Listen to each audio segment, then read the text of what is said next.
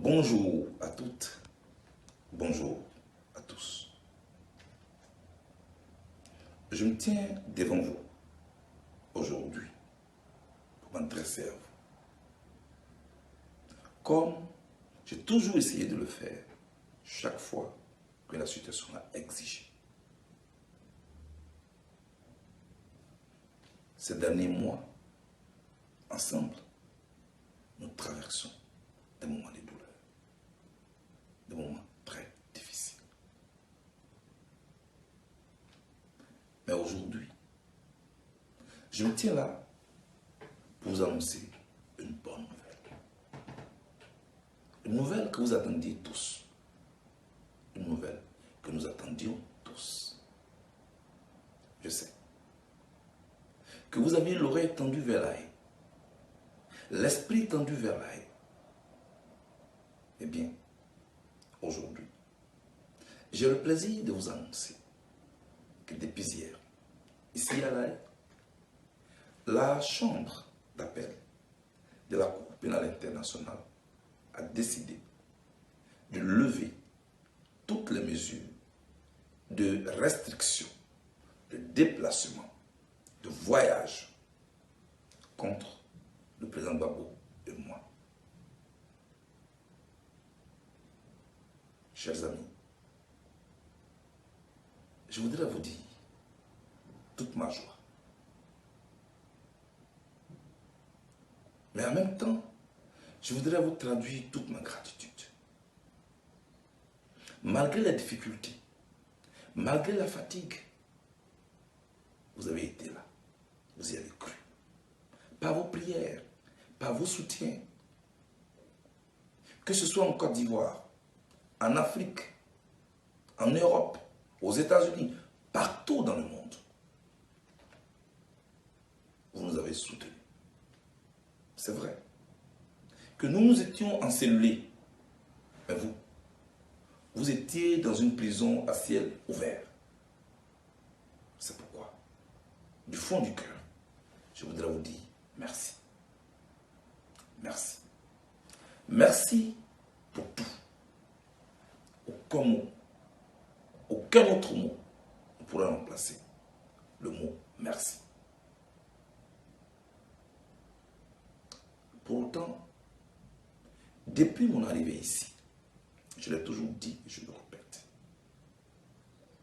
je ne cherche pas à triompher de qui que ce soit. Ce qui importe, c'était la justice, la vérité et non la réalité. Ensemble, nous devons savoir que nous avons l'impérieux devoir de rassembler de nouveau les Ivoiriens pour reconstruire notre pays. Parce qu'on ne construit pas dans la division. Cette décision, qui est certes une victoire, qui est certes un pas en avant, ne doit pas être considérée comme la victoire d'un camp sur un autre.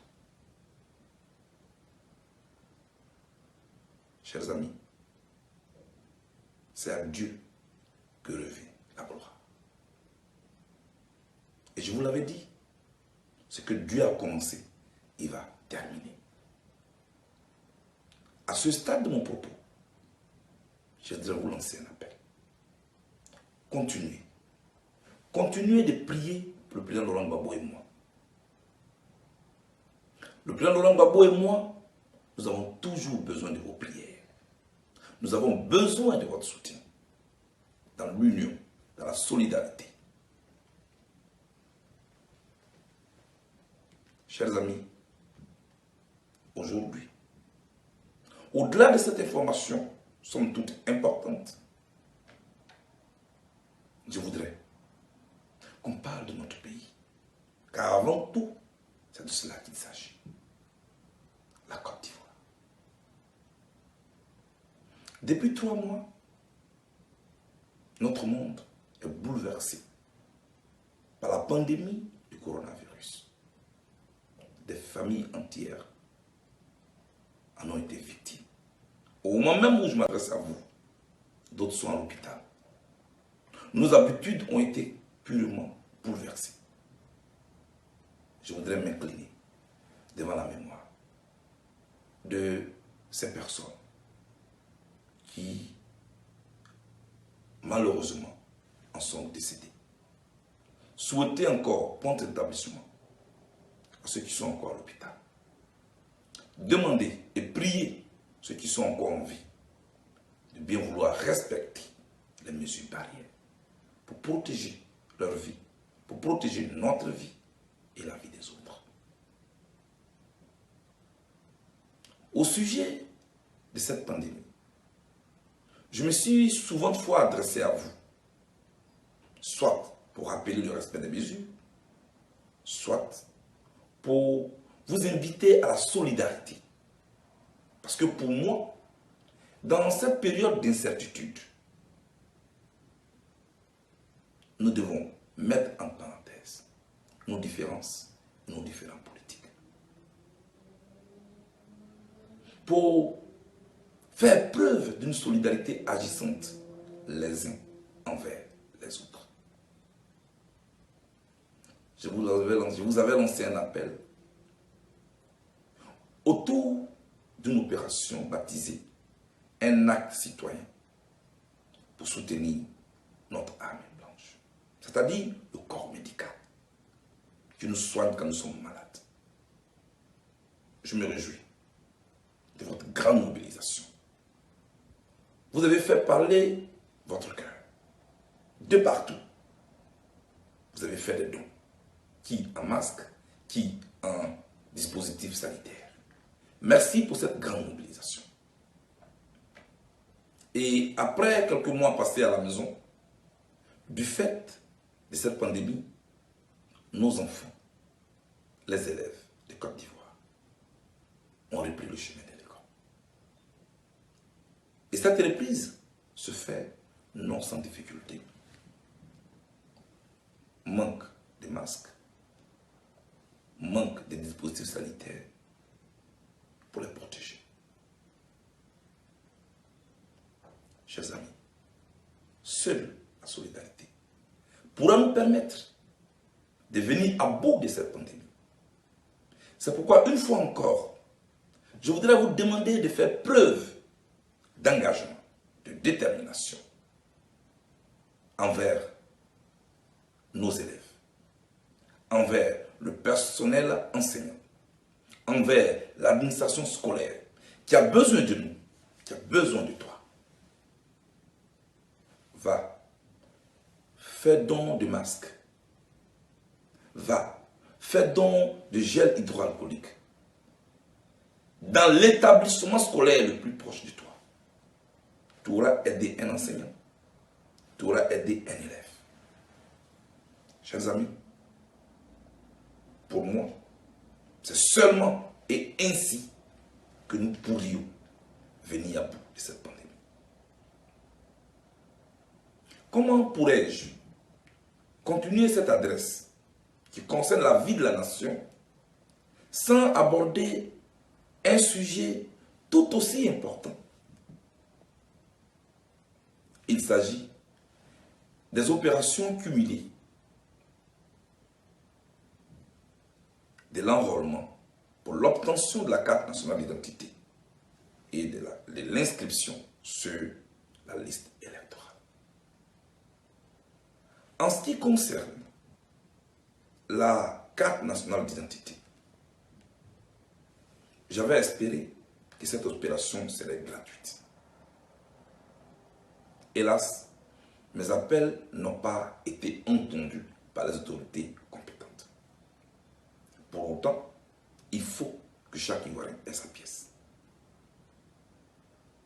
Aussi,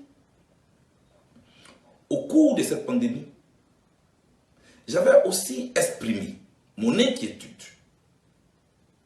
relative au fait qu'on demande aux Ivoiriens de rester à la maison pour se protéger de cette pandémie, mais qu'en même temps, on leur demandait de laisser faire enrôler. Maintenant que les mesures ont été assouplies, que le port du masque est obligatoire, que les centres d'enrôlement se sont multipliés et qu'il y a maintenant même des agents d'enrôlement qui sont ambulants, je trouve que le risque est moindre. C'est pourquoi je te demande, toi qui m'écoutes, d'aller te faire enrôler pour obtenir ta pièce nationale d'identité ou de la renouveler pour ceux qui la possèdent déjà. Parce que contrairement à une opinion qui circule et qui est fausse, la carte nationale d'identité n'est pas exclusivement liée au vote. Cette carte, cette pièce importante te sert dans ton quotidien. Soit pour louer une maison, soit pour constituer un dossier administratif, soit pour même inscrire ton enfant à l'école, recevoir ou expédier de l'argent. La liste est longue. Même pour identifier ta carte cible pour que tu puisses téléphoner, tu as besoin de ta carte nationale d'identité. C'est une pièce qui te sert d'abord avant de servir au vote. Parce que les chiffres sont alarmants. Sur 11 millions de pétitionnaires attendus, seulement 400 000 de nos concitoyens se sont fait enrôler pour l'obtention de la carte nationale d'identité. Ensemble, au niveau de la classe politique, au niveau des autorités compétentes, nous devons chercher à identifier les obstacles à une telle moisson maigre pour y apporter des solutions, en vue de permettre à un nombre conséquent des Ivoiriens d'avoir leur carte nationale d'identité. Comment pouvons-nous concevoir des plans de développement si nous ne savons pas combien nous sommes? Voilà l'importance de cette carte. C'est pourquoi je vous encourage à aller vous faire enrôler. En plus de l'opération d'enrôlement pour l'obtention de la carte nationale d'identité, vient maintenant l'enrôlement pour l'inscription sur la liste électorale.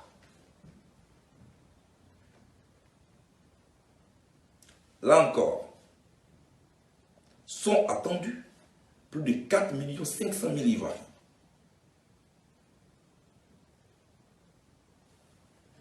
Qui devront s'enrôler en 14 jours.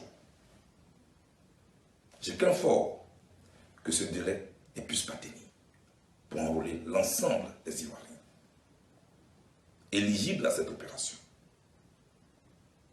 C'est pourquoi je lance un appel aux autorités de la Côte d'Ivoire pour rallonger ce délai d'au moins 30 jours. Quant à toi, mon frère, quant à toi, ma soeur, toi qui m'écoutes, nous sommes en 2020 et l'heure du choix approche. L'heure du choix n'est plus loin. Quel choix? Le choix de la personnalité qui va décider pour toi dans les 5 prochaines années. Et ce choix ne doit pas se faire sans toi. Ne sois pas spectateur de ton avenir. Ne sois pas spectateur de ta vie et de la vie de tes enfants, de la vie de ta nation. Une élection, on peut la gagner avec une voix en plus, comme on peut aussi la perdre avec une voix en moins. Tu comprends donc, mon frère, ma soeur, que ta voix peut faire la différence. C'est pourquoi je te demande, maintenant, va t'enrôler. Va te faire inscrire sur la liste électorale. Parce qu'on ne doit pas décider de ton avenir sans toi. Cette opération n'est pas le lieu de recensement des militants politiques. C'est un acte citoyen. Une fois que tu t'es enrôlé et que tu es convaincu, rassuré que tu es sur la liste électorale, Une fois que tu as ta carte nationale d'identité, une fois que tu as pris 500 francs CFA pour te constituer, pour te faire établir ton certificat de nationalité, te permettant de t'inscrire sur la liste électorale, mon frère, tu attends. Nous attendons tous que tous les candidats défilent devant nous avec leur projet de société. Quitte à nous, que nous soyons bêtés, que nous soyons Gula, ou qui que nous soyons FPI, RDR, PDCI, COGEP, il appartient à chaque Ivoirien, en toute conscience, d'accorder sa voix, qui lui permet de mettre en mission une autorité à qui il a fait confiance à travers son projet de société, pour décider pour lui, pour décider pour la nation. Ce temps arrive, pour le moment, pour que tu aies droit à ça, pour que tu puisses aussi décider. Je t'encourage et je t'appelle maintenant. Je te lance cet appel. Va te faire enrôler. Prends 1 heure de ton temps. Prends 2 heures de ton temps. Il est mieux de prendre 2 heures de son temps, 3 heures de son temps pour aller se faire enrôler que de perdre sa vie. Cette élection, elle devra se faire de manière apaisée. Parce qu'avant tout, c'est un jeu. Nul n'a le droit de mettre ses ambitions au-dessus de la vie des Ivoiriens. Notre pays, la Côte d'Ivoire, a subi un traumatisme sans précédent. Nous n'avons plus le droit, au nom de quelque ambition que ce soit, de la replonger dans des violences. C'est pourquoi, je le rappelle, la responsabilité de chacun et de tous est engagée. Je compte sur vous, je compte sur toi, et j'espère que mon message a été attendu. Une fois encore, merci d'avoir été là. Merci pour votre soutien. Merci à vous tous.